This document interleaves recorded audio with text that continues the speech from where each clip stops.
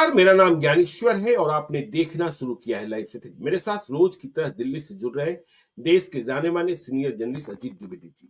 अजीत जी, हम लोगों ने पिछले दिनों चर्चा की थी कि नीतीश कुमार को समझ पाना मुश्किल ही नहीं नामुमकिन है। लेकिन इधर के दिनों में, या यूं कहें कि पिछले 2-3 दिनों में, जिस तरीके से एनडीए में गिटपिट खटपट की आवाजें सुनाई पड़ रही है, और आज तो चिराग पासवान ने सीधे तौर पर प्रशांत किशोर का समर्थन कर एक नया राजनीतिक भूचाल खड़ा कर दिया है। जीतन राम मांझी का सुर अलग है और दिलीप जायसवाल बिहार भाजपा के अध्यक्ष यह कहकर बड़ा बम फोड़ चुके हैं कि सीटों का बंटवारा हो गया है। तो देखिए, चिराग पासवान कहां, कब, क्या, कैसे बोलेंगे, यह समझ सकना, यह तो हम और आप समझते हैं कि वह केंद्रीय मंत्रिपरिषद में शामिल होने के बावजूद भी विभाग जो मिला है उससे खुश नहीं। बिहार की राजनीति में सक्रिय होना चाहते हैं, इसलिए बार बार कहते हैं कि विधानसभा का चुनाव लड़ना है। और देखिए, आज उन्होंने दिल्ली में जो कहा, उन्होंने कहा बीपीएससी परीक्षा में धांधली हुई है, परीक्षा रद्द की जानी चाहिए। प्रशांत किशोर की बाकी बातों से इत्तेफाक नहीं रखता हूं, लेकिन इस बात से सहमत हूं जो वह बीपीएससी परीक्षा के संदर्भ में कह रहे हैं। वह यह भी कह रहे हैं कि हमने मुख्यमंत्री नीतीश कुमार से भी कहा है। देखिए, जब सरकार बचना चाह रही है, सरकार हाईकोर्ट में दलील दे रही है कि धांधली नहीं हुई है, चिराग पासवान कह रहे हैं, एनडीए के महत्वपूर्ण घटक दल के नेता है, कि धांधली हुई है, पेपर लीक हुआ था, सोशल मीडिया पर वायरल हुआ था, और हमारे घर वाले भी।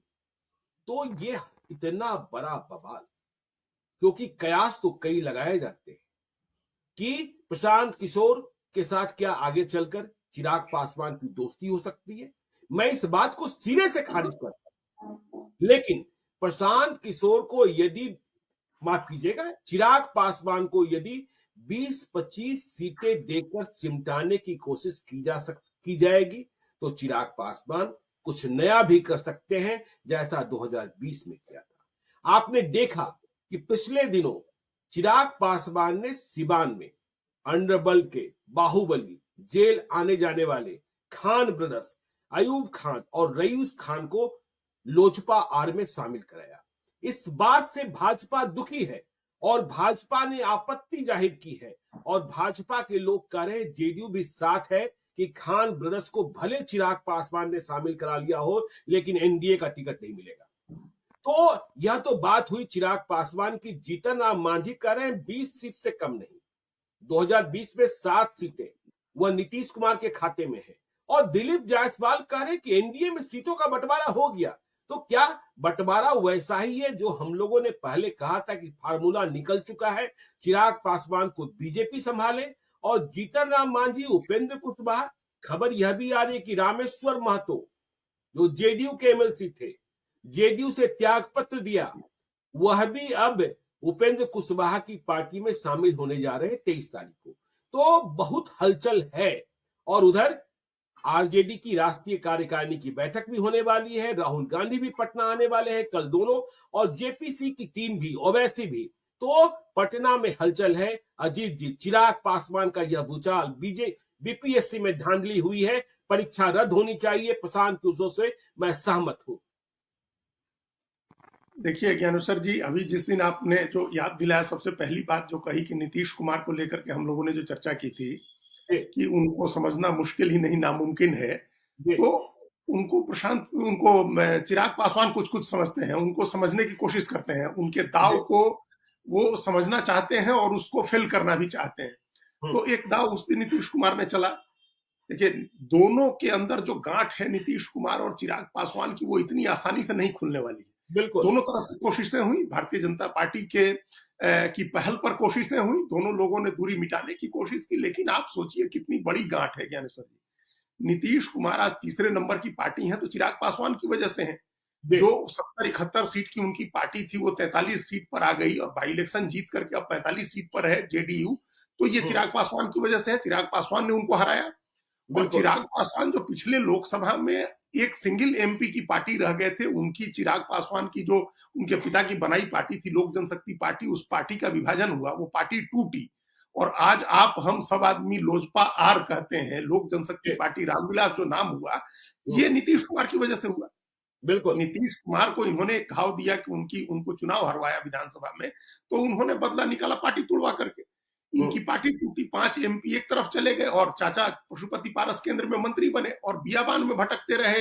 रामविलास पासवान उनका इकलौता एमएलए था, उसको भी जेडीयू ने अपने साथ ले लिया और अकेले एमपी के तौर पर नॉर्थ एवेन्यू में अपना वो जनपथ वाला बंगला छोड़ करके, तो वो इधर उधर भटकते रहे, बियाबान में रहे। तो दोनों तरफ से गांठ गहरी है, दोनों तरफ से बहुत मजबूत गांठ है जिसको खोलना मुश्किल है। दोनों एक दूसरे के प्रति नाराजगी दिल में पाले हुए हैं। तो और आगे के लिए भी रास्ता इसी से तय होना है। नीतीश कुमार ने एक दाव चला कि हम चले जाएं एनडीए में, वो हमारे पार्टनर हैं, सहयोगी हैं और बुलाया है उन्होंने तो चले जाते हैं, लेकिन कोई मैसेज राजनीतिक नहीं निकले, इसलिए ऐसे समय चले जाते हैं जब वहां कोई नहीं, तो जाने की औपचारिकता निभाई। और एकदम बिल्कुल वही बात जो नीतीश कुमार ने गठबंधन धर्म निभाया जा करके, उसी अंदाज में चिराग पासवान ने आज कहा है कि हम घटक दल के मंत्री नहीं होते तो बीपीएससी के खिलाफ धरना देते, प्रदर्शन करते। बिल्कुल। तो उन्होंने कहा कि हम भी गठबंधन धर्म ही निभा रहे हैं। तो ये जो ये दाव है चिराग पासवान, नीतीश कुमार के दाव को फेल करने के लिए उन्होंने ये दाव चला कि उन्होंने बीपीएससी पर धांधली का इल्जाम लगाया। वो भारत सरकार के मंत्री हैं, एक संवैधानिक पद पर हैं और बिहार सरकार को लेकर के, अपने ही घटक दल की एक सरकार को लेकर के, अपने ही गठबंधन की सरकार को लेकर के ये हमला कर रहे हैं। सरकार, आपने ठीक कहा कि सरकार कोर्ट में कह रही कि कोई धांधली नहीं हुई है, बीपीएससी ने सरकार को कंफर्म किया हुआ कि कोई धांधली नहीं हुई है, लेकिन चिराग पासवान ने धांधली की बात सिर्फ मुंह जबानी, सिर्फ ऐसा नहीं कहा कि धांधली हुई है, उन्होंने कहा है कि पेपर लीक हुए। बिल्कुल। पेपर लीक की बातें इसके पहले नहीं सुनी जा रही थी। पेपर लीक के बारे में बहुत लोग नहीं कह रहे थे कि पेपर लीक हुआ है, उसमें ये जरूर धांधली हो, ये अंदाजा जरूर लगाया गया था कि एक पैकेट में से कम क्वेश्चन पेपर निकले थे, तो इसका मतलब कि पेपर लीक हुआ है।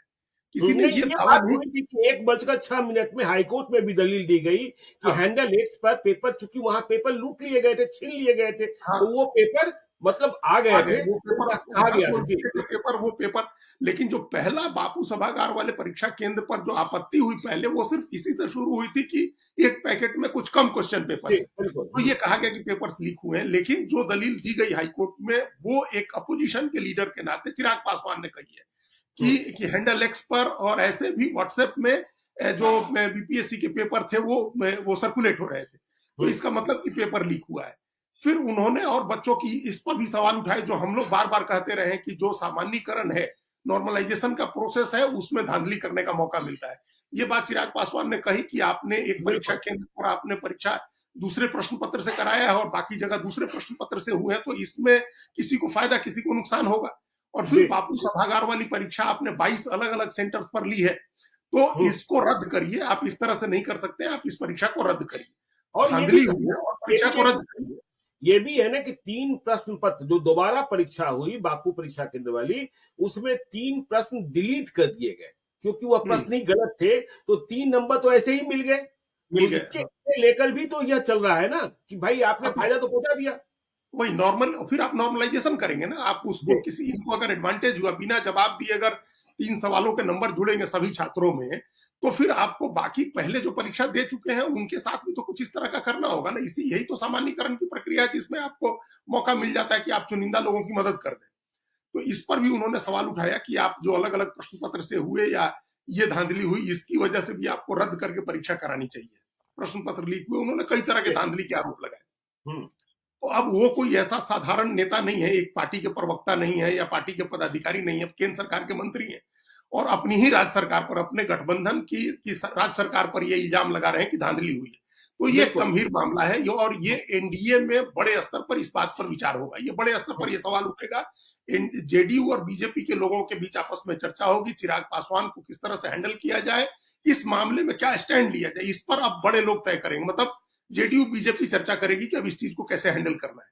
और बड़े सम्मान के साथ अजीत जी, बड़े सम्मान के साथ कह रहे हैं प्रशांत जी, बड़े सम्मान के साथ, और उनके इस बयान के बाद बिहार के पॉलिटिकल पंडित यह गणित बैठाने में लगे, ये मुझे तो लगता है ये हाइपोथेटिकल ही है, लेकिन लोग यह सोचने में लगे हैं कि क्या ऐसा हो सकता है कि चिराग पासवान और प्रशांत किशोर एक हो सकते हैं, और इसके क्या नफा नुकसान है। लोग कह रहे हैं कि देखिए यदि ये दोनों एक हो गए तो बीजेपी को एनडीए में लड़ने के लिए अधिक सीटें मिल जाएगी, और चिराग पासवान प्रशांत किशोर हुए तो फिर कितनी सीटें इस गठबंधन को आ जाएगी, और फिर क्या सत्ता का समीकरण बनेगा। यह देखिए तमाम जो कयास हैं और तमाम जोड़ तोड़ गणित, यह सब बातें पटना में शुरू हो चुकी है।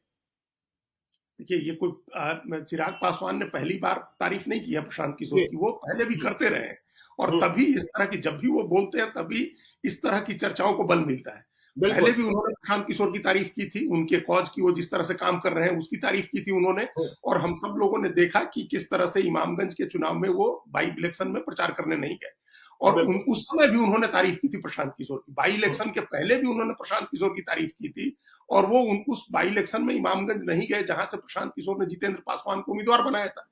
तो उसका फायदा मिला जितेंद्र पासवान को, 4 में से वही सीट थी जहां 37,000 वोट आया प्रशांत किशोर के कैंडिडेट। और ये एकदम मानने में कोई हिचक नहीं है कि उसमें परोक्ष रूप से एक योगदान चिराग पासवान का रहा। अगर वो चले जाते तो निश्चित रूप से कुछ वोट पासवान का वो टर्न अप करा सकते थे, क्योंकि वो नेता है। इसी को लेकर के आनंद मोहन ने अटैक किया था उनके ऊपर कि वो बताएं कि वो पासवान के नेता है कि नहीं है और एनडीए में है कि नहीं है। तो एक कंट्रोवर्सी प्रशांत किशोर को परोक्ष रूप से राजनीतिक समर्थन देने को लेकर के अभी कुछ दिन पहले ही हम लोगों ने देखा।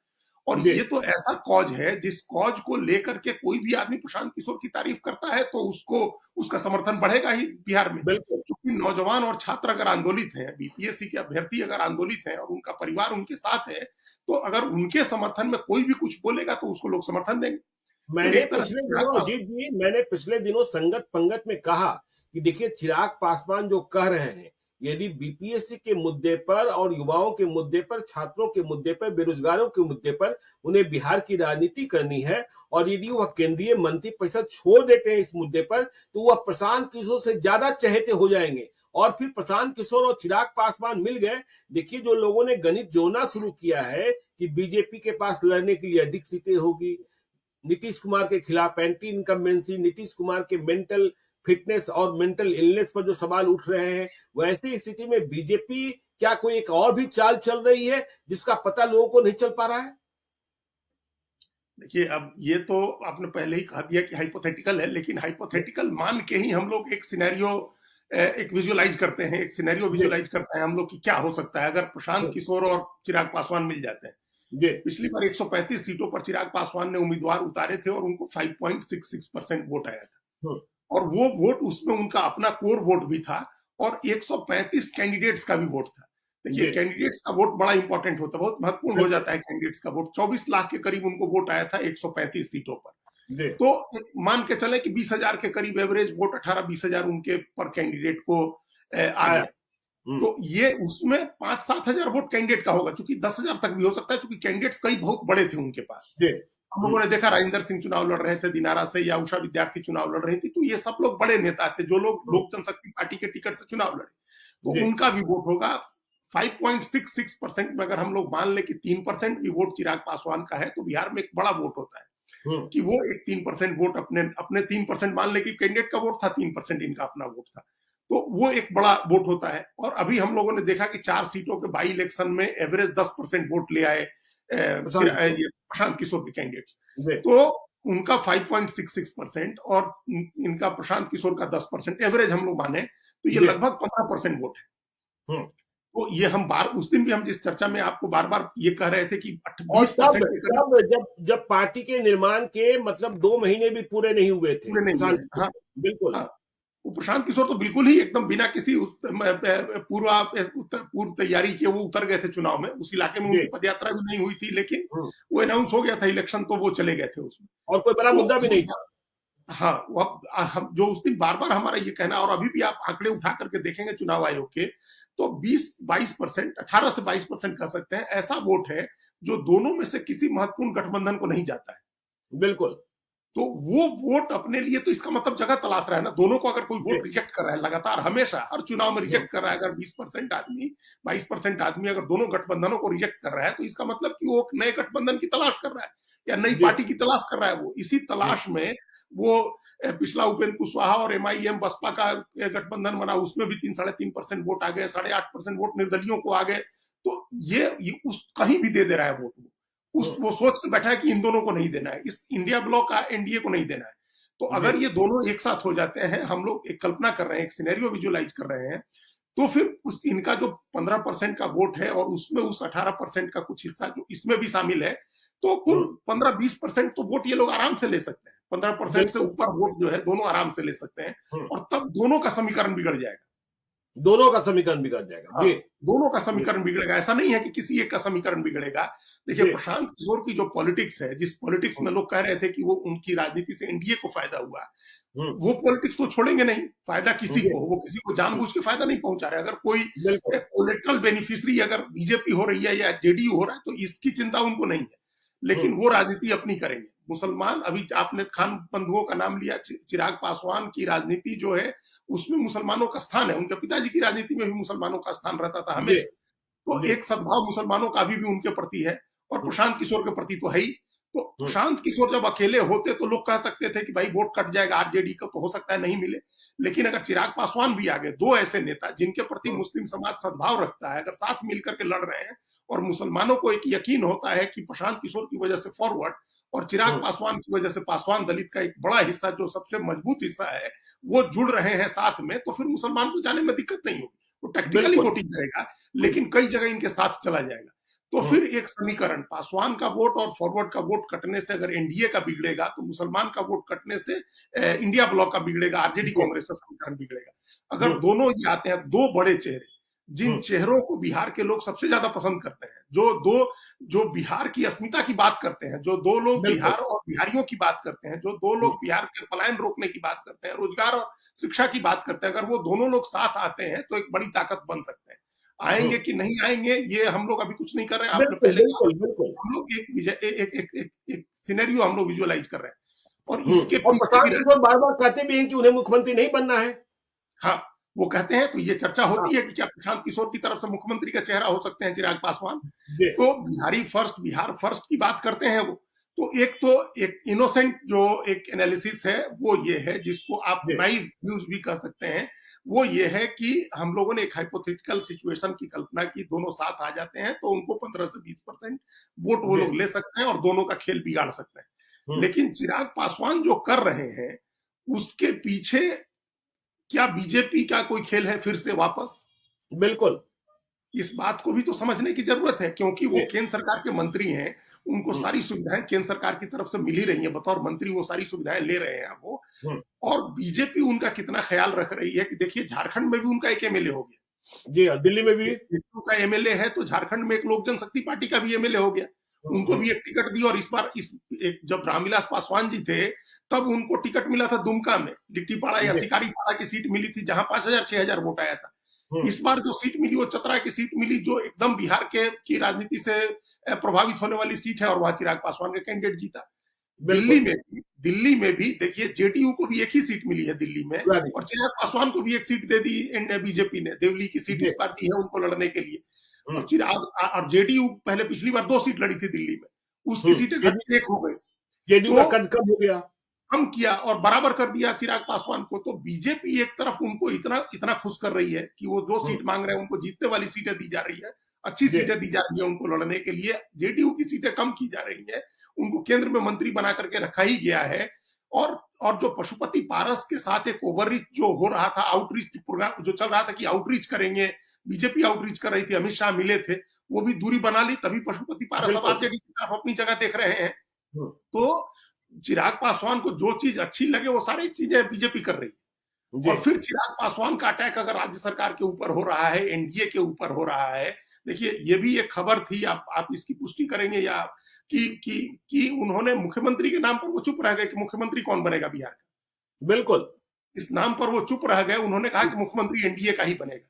तो ये एक तो बड़ा स्केप्टिकल, बड़ा क्रिप्टिक जवाब है कि आप मुख्यमंत्री एनडीए का ही बनेगा। जब नीतीश कुमार बात हो रही है नीतीश कुमार की नहीं, बात नीतीश कुमार की हो रही है, जब ये तय है कि उनके चेहरे पर चुनाव लड़ा जाना है, तो आप चाहे जिस मकसद से कह रहे हो, ये तो अमित शाह के बयान का इंडोर्समेंट है कि एनडीए का मुख्यमंत्री होगा। तो नीतीश कुमार भी एनडीए में है, बीजेपी भी है, चिराग पासवान भी है, जीतन राम मांझी भी है, सब लोग एनडीए में, उपेंद्र कुशवाहा भी है।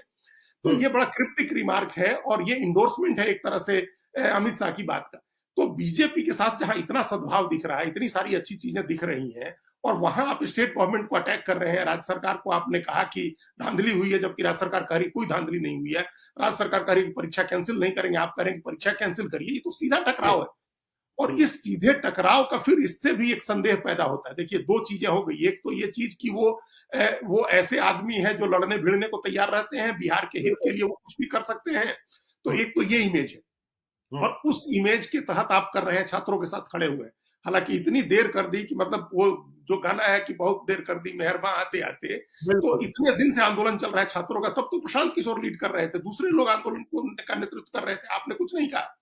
अब जाकर के जब चीजें जब कोर्ट में चली गई, जब मामला सब जुडिस हो गया, कोर्ट में एक सुनवाई हो गई, जब अगली सुनवाई की तारीख पड़ी हुई है, तब आप आकर के कह रहे हैं कि धांधली हुई है और कैंसिल होना चाहिए। इसका कोई मतलब नहीं है ना। अब जब सब आदमी चुप हो गए, जब प्रशांत किशोर ने अपना अनशन खत्म कर दिया, चिराग पासवान के बयान को देखिए, यदि डिकोड करना हो तो जीतन राम मांझी का यह कहना कि 20 सीटें हमें चाहिए, कम से कम 20 सीटें, और दिलीप जायसवाल का यह कहना कि सीटों का बंटवारा हो चुका है। तो क्या सचमुच सीटों का बंटवारा हो गया है और इस बंटवारे से चिराग पासवान खपा है, इस कारण वे इतने मुखर हो गए, प्रखर हो गए कि नहीं, मुझे यह मंजूर नहीं है। और जीतन राम मांझी को 20 सीटें नहीं मिलेगी, यह तो सभी जानते हैं। और देखिए, 7 सीटें उनके पहले थी, अब 1 सीट आगे पीछे जो हो जाए, तो क्या जो दिलीप जायसवाल कह रहे हैं कि सीटों का बंटवारा हो गया है, इसके बाद ये गिटपिट और खटपट का जो राग है वह शुरू हुआ है? देखिए ज्ञानेश्वर जी, ये निश्चित रूप से बात हुई है, चाहे प्राइमरी लेवल पर हुई हो बात, लेकिन ये बात हुई है जो हम लोग चर्चा कर चुके हैं कि 122 और 121 का फॉर्मूला है कि इस फॉर्मूले के हिसाब से 122 सीटों में नीतीश कुमार उपेंद्र कुशवाहा को और जीतन राम मांझी को एडजस्ट करें, और अगर मुकेश सहनी आते हैं तो उनको भी एडजस्ट करें, और अपनी 121 सीटों में बीजेपी एडजस्ट करेगी चिराग पासवान। तो ये बात निश्चित रूप से हुई होगी, प्राइमरी लेवल पर ही हुई होगी, लेकिन हुई है बात कहीं ना कहीं प्रारंभिक स्तर पर, जिसमें इनको एक विंडो दिया गया होगा चिराग पासवान को कि 20 से 25 सीटें आपको मिलेंगी। तो ये एक जो विंडो है, उससे ये नाराज हैं, अपना दबाव की राजनीति उससे कर रहे हैं, ये भी कह सकते हैं हम लोग। लेकिन फिर वो नाराजगी बीजेपी सरकार के खिलाफ, बीजेपी के खिलाफ नहीं है, केंद्र सरकार या बीजेपी के खिलाफ नहीं है, वो नाराजगी आप निकाल रहे हैं स्टेट गवर्नमेंट के खिलाफ, नीतीश कुमार के खिलाफ। बिल्कुल। और आपको एडजस्ट सीटों के बंटवारे में करना है बीजेपी को। तो ये एक बात है, इसको ये उलझी हुई पहेली है, ये गुत्थी उलझी हुई है कि अगर बीजेपी के कहने से कर रहे हैं, तब तो फिर कोई अलग बात होगी इसमें कि बीजेपी के कहने से आप नीतीश कुमार को अटैक कर रहे हैं। लेकिन जब बीजेपी आपको एडजस्ट करने वाली है, तो आप बीजेपी के साथ निपटाइए ना, बीजेपी के साथ सुलझाइए, नीतीश कुमार से लड़ने का। बिहार के जो पॉलिटिकल पंडित हैं वो कहते हैं कि देखिए, चिराग पासवान इस बात को समझते हैं, या भाजपा यह समझाती है कि देखिए, हम तो आपको देना चाहते हैं, लेकिन नीतीश कुमार है वह सीट छोड़ना नहीं चाहते हैं। और लोग यह भी कहते हैं कि देखिए, चिराग पासवान भाजपा को समझा सकते हैं, भाजपा को मना सकते हैं, भाजपा से ले सकते हैं, लेकिन नीतीश कुमार से कुछ नहीं ले सकते हैं। तो जब बात यह होती है कि नीतीश कुमार से ले नहीं सकते हैं और नीतीश कुमार के कारण ही सीटों का नुकसान हो रहा है, सीटों की संख्या कम हो रही है, तो फिर नीतीश कुमार से बदला ले लो। और इसके पीछे बीजेपी की चाल भी हो सकती है, 2020 की चाल तो बिल्कुल ही स्पष्ट है। और चुनाव में जितनी देरी होगी, नीतीश कुमार के मानसिक स्वास्थ्य को लेकर कल प्रशांत किशोर ने राज छेड़ ही दिया, यह बात आगे बढ़ती ही चली जाएगी। हाँ, लेकिन देखिए, हमको ये जो आपने कहा ना कि जो लोग व्याख्या कर रहे हैं, जो इस तरह का विश्लेषण कर रहे हैं, हमको उस पर यकीन इसलिए नहीं आता है क्योंकि सारी चीजें जब आंखों के सामने है, तो ऐसे बच्चे तो नहीं है चिराग पासवान जो उनको दिख नहीं रहा है कि नीतीश कुमार कहां से सीटें कम कर दे। नीतीश को अगर बीजेपी देना चाह रही है तो नीतीश कुमार 90 सीट लड़ जाए, 80 सीट लड़ जाए। नीतीश कुमार बड़े नेता है, नीतीश कुमार के नाम और चेहरे पर आप चुनाव लड़ रहे हैं, और वो फिर कितनी सीटें छोड़ देंगे। तो ये बातें, ऐसा तो है नहीं कि चिराग पासवान समझ नहीं रहे, बीजेपी उनको बरगला दे उनको कि हम तो देना चाहते हैं, नीतीश कुमार नहीं देंगे, तो चिराग पासवान कहेंगे कि नीतीश कुमार से लेना आपकी जिम्मेदारी है, नीतीश कुमार से हम थोड़े लेंगे, नीतीश कुमार चिराग पासवान की थोड़े सीट छोड़ेंगे। भाई, जब एनडीए की बात है, दोनों बड़े पार्टनर तय करेंगे ना, बीजेपी और नीतीश कुमार तय करें। अब ये बात तो थोड़ा नीतीश कुमार कहने जाएंगे, मैं उपेंद्र कुशवाहा को जब 6, 7, 5 सीट देंगे, या जीतन राम मांझी को 7 सीट 8 सीट देंगे, तो कहेंगे कि बीजेपी नहीं छोड़ रही है आपके लिए सीट, हम तो देना ही चाहते हैं।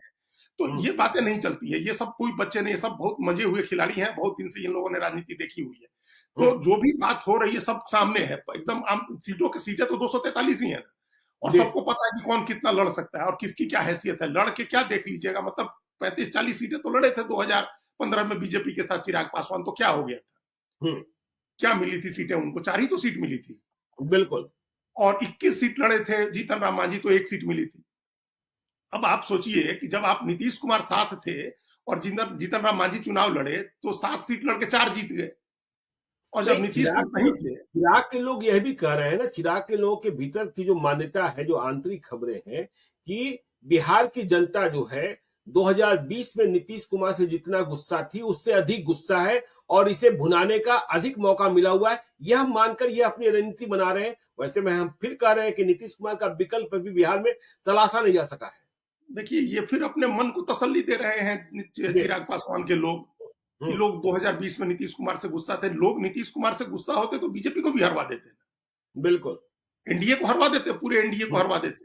तो एनडीए को तो नहीं हरवा रहे थे वो लोग भाई। नीतीश लेकिन कुमार को के हरवा रहे चेहरे थे। पर, हाँ, नीतीश कुमार के चेहरे पर चुनाव लड़े थे तो इतनी नाराजगी थी, और चिराग पासवान ने वोट सारे काट लिए जाकर के 6% के करीब नीतीश कुमार के, तभी तो एनडीए की सरकार बनी गई ना।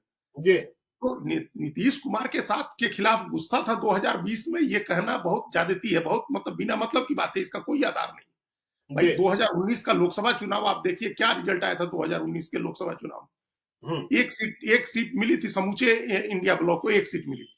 बिल्कुल 39 सीटें एनडीए ने जीती थी। इनका चिराग पासवान का अपना जो 100% का स्ट्राइक रेट था वो तो नीतीश कुमार और नरेंद्र मोदी के चेहरे का ही था ना। तो 2019 में 100% स्ट्राइक रेट दिया एनडीए ने, और उसके तुरंत अगले साल 2020 का जब चुनाव हुआ विधानसभा का, उसमें भी एनडीए की जीत हुई। और इसके बावजूद कोई आदमी कह रहा है कि नीतीश कुमार के खिलाफ बहुत नाराजगी थी, तो ये बहुत मूर्खतापूर्ण बयान है। वो अपने मन को तसल्ली देने वाली बात है, या अपना जो आपने प्लान किया हुआ है उसको जस्टिफाई करने के लिए आप एक कुतर्क गढ़ रहे हैं। 2020 में नीतीश कुमार के खिलाफ देखिए एंटी इनकम्बेंसी होती है, जो थोड़ी बहुत जो होनी थी सोती, लेकिन ऐसी नाराजगी अगर होती कि हम हरा ही देंगे तो लोग हरवा देते। देखिए, नीतीश कुमार को लोगों ने हरवाया नहीं है, ये तो नीतीश कुमार की पुण्यता थी, उनकी ताकत थी 2020 में, जो भारतीय जनता पार्टी और चिराग पासवान दोनों पर्दे के पीछे से लड़ रहे थे और पर्दे के सामने से आरजेडी और कांग्रेस लड़ रहे थे। इसके बावजूद उनको 43 सीटें आई जी। ऐसी स्थिति में अगर बीजेपी होती तो बीजेपी और आरजेडी दोनों होते सिंगल डिजिट में होते। अगर इस तरह का मोर्चा खुल जाए कि अंदर से भी कोई आदमी आपको हराने में लगा हुआ है, जो बड़ी ताकत है, और बाहर से भी लोग आपको हराने में लगे हुए हैं, और इसके बावजूद आप 43 सीट जीत जाए। लेकिन नीतीश कुमार के स्वास्थ्य को लेकर बात ज्यादा बिगड़ी और इसका प्रचार ज्यादा हुआ, तो इसका असर आप क्या देखते हैं? नहीं, वो तो समूचे एनडीए को हो, वो तो समूचे एनडीए पर होगा। उससे तो फिर अछूते न चिराग पासवान रहेंगे ना बीजेपी रहेगी। लेकिन अभी तो उसकी बात नहीं हो रही ना, अभी तो एनडीए के सेहत की बात ही नहीं हो रही। अभी तो चिराग पासवान अपने इंटरेस्ट की बात कर रहे हैं ना, अपनी पॉलिटिक्स की बात कर रहे हैं। देखिए, नीतीश कुमार के जो मानसिक स्वास्थ्य का एक उनका सर्टिफिकेट मेंटल हेल्थ का जारी हो, ये बात जो कई रिपोर्ट जारी हो प्रशांत किशोर ने, ये तो पूरे एनडीए के लिए चिंता की बात होनी चाहिए, जिसको भारतीय जनता पार्टी के लिए भी होनी चाहिए, और जेडीयू का जो लीडर्स हैं, जो बड़े नेता हैं, जो जिनके बारे में कहा जा रहा है कि वो लोग संचालन कर रहे हैं सरकार का और पार्टी का, उनके लिए भी चिंता की बात होनी चाहिए। सत्ता नीतीश कुमार के नाम पर उनके हाथ में है, और उनको पता है कि आगे भी नीतीश कुमार के नाम पर ही उनके हाथ में रहेगी। तो ऐसा कैसे करें कि नीतीश कुमार की अगर सेहत बिगड़ रही है तो कोई बहुत ही निगेटिव मैसेज हो जाए, उसके पहले चुनाव कराए। एक तरीका इस तरीके पर विचार हो रहा है कि सर ये बात खारिज नहीं हुई है अभी की अप्रैल में चुनाव हो, जो तमाम स्थितियां हम देख रहे हैं जिस तरह से।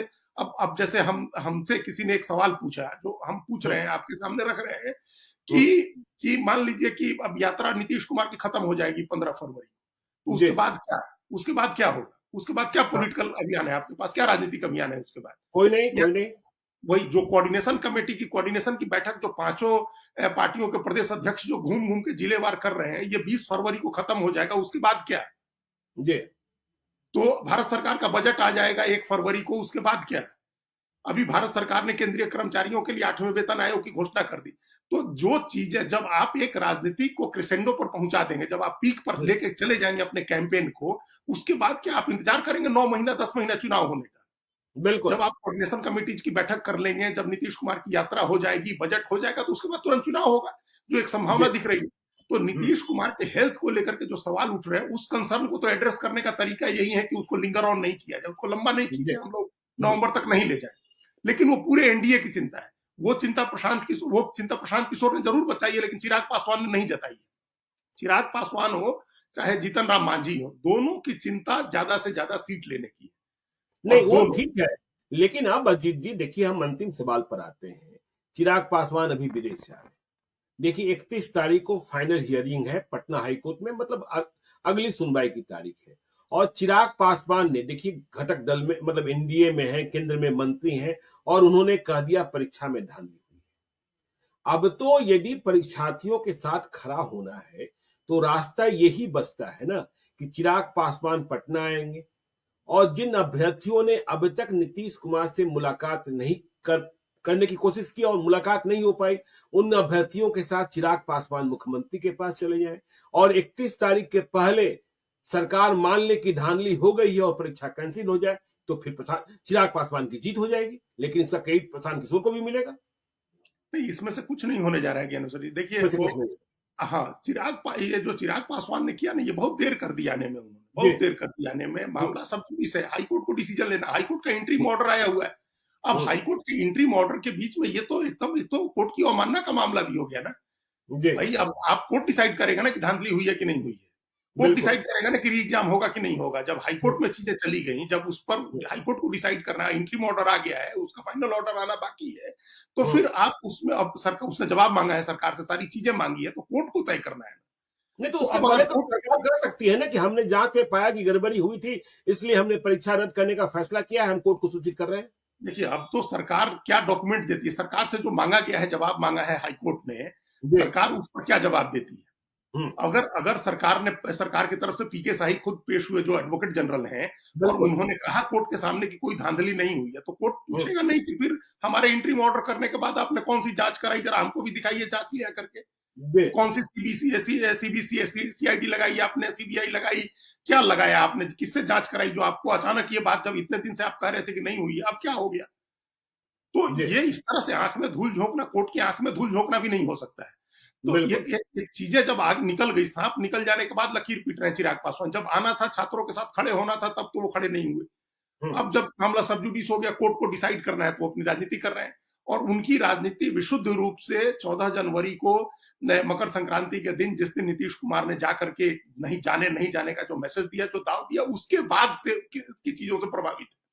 तो उसका कोई बहुत असर नहीं होगा। ये सब दाव पेच का पार्ट है जो सीट बंटवारे के लिए हो रहा है, चाहे चिराग पासवान कर रहे हैं, चाहे जीतन राम मांझी कर रहे हैं, बीजेपी करवा रही है इनसे। इस बात की संभावना ज्यादा है, इस बात की भी संभावना कहीं ना कहीं है कि बीजेपी करवा रही है। और वो जब प्राइमरी लेवल की बात हुई है, उसके बाद ये सब दाव पे चल रहा है। सेकेंडरी बातचीत होगी सीट बंटवारे की, तो चीजें और क्लियर होगी। चलिए, तो देखिए चीजें बात और क्लियर होगी। तो चिराग पासवान ने नींद हराम कर दी है एनडीए के भीतर, नीतीश कुमार के लिए भी, और प्रशांत किशोर के साथ उनका संबंध जो है वह दोस्ताना दिख रहा है। लेकिन यह संबंध कितने दिनों का है, यह देखने की बात होगी, और यह आपको हम बताते रहेंगे। आप देखते रहिए लाइव सिटीज को। यदि अब तक आपने हमारे यूट्यूब चैनल लाइव सिटी को सब्सक्राइब नहीं किया है तो जरूर कर लीजिएगा, और यदि इस वीडियो को आप फेसबुक पेज के माध्यम से देखें तो पेज को लाइक कीजिएगा। हैंडल एक्स पर भी हमें फॉलो कीजिए। धन्यवाद।